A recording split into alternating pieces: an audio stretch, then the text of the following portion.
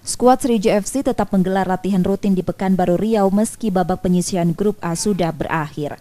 Pelatih Sriwijaya FC Neil Maizar mengakui lebih memilih tetap berada di Pekanbaru Riau sembari menunggu jadwal resmi babak 8 besar yang belum dikeluarkan secara resmi oleh PT LIB. Berkaca dari babak penyisihan grup, Neil Maizar mengakui masih harus memperbaiki teknis bermain anak asuhnya, terutama terkait dengan proses transisi, bertahan dan menyerang. Di babak 8 besar nanti, ia juga meminta anak asuhnya untuk lebih mengantisipasi bola mati hingga mengurangi pelanggaran. Ya, seperti kemarin yang saya bilang, kita tetap evaluasi terutama dalam bentuk penyerangan ya. Yang kedua tentu dalam bentuk pertahanan, dan yang ketiga tentu bentuk dan transisi seperti menyerang menyerang bertahan.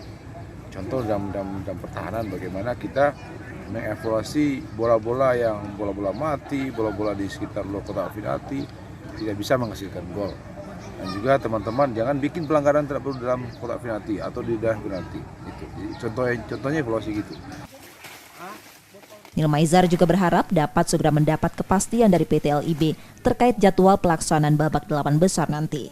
Nur Muhammad, Kompas TV, Palembang, Sumatera Selatan.